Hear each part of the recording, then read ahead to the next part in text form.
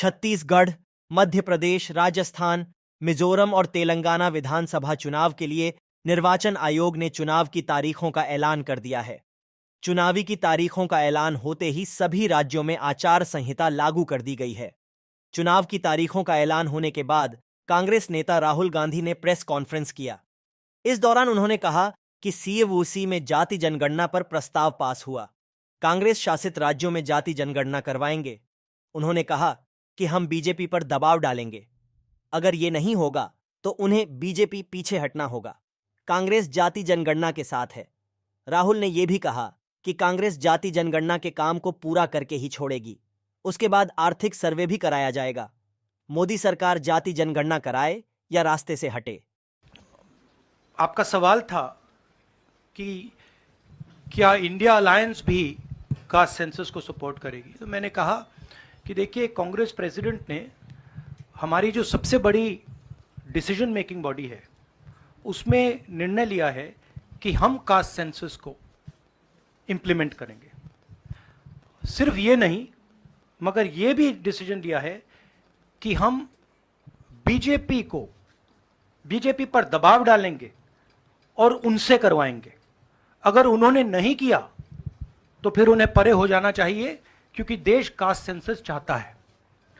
अब जहां तक इंडिया अलायंस की बात है, मैं जानता हूं कि काफी पार्टी इंडिया अलायंस में इस निर्णय का समर्थन करेंगी।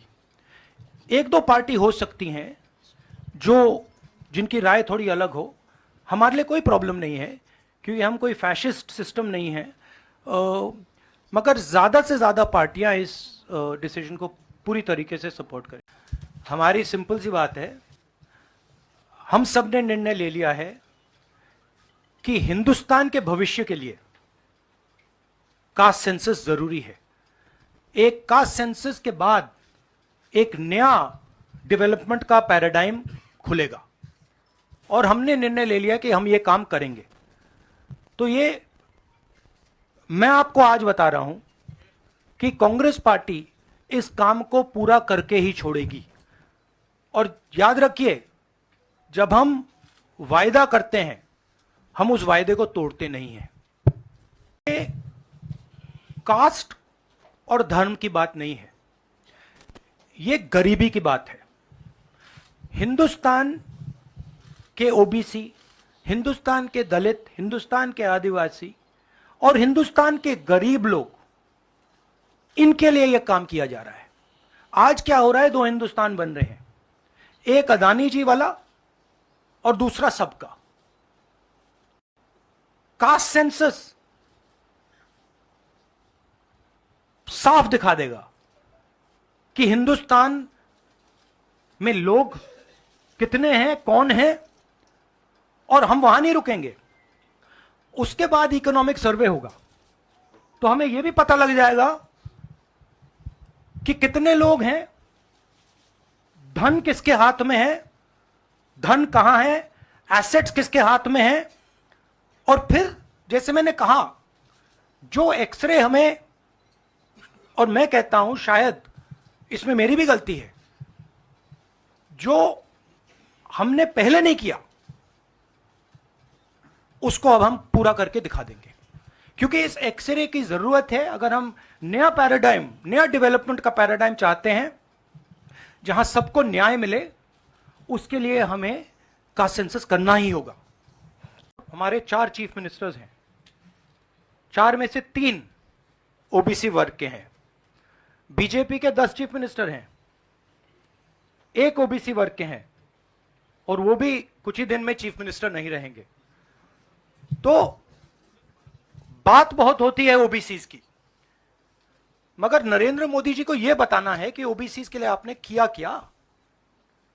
मैंने पार्लियामेंट में उदाहरण दिया कि 90 अफसरों में से 3 अफसर ओबीसी वर्ग के। नरेंद्र मोदी जी ने उसके बारे में कुछ नहीं बोला। उन्होंने यह भी नहीं बोला कि हां यह गलत है, उन्होंने बोला, एक शब्द नहीं बोला। मतलब उनके लिए यह एक्सेप्टेबल है कि हिंदुस्तान में जिनकी शायद 50% आबादी है अप्रोक्सीमेटली, उनका सरकार को चलाने में कोई भी हक ना हो। तो ये तो सच्चाई है, रियलिटी है। प्राइम मिनिस्टर सीधा कह दें कि हम कास्ट सेंसस का डेटा रिलीज कर देंगे।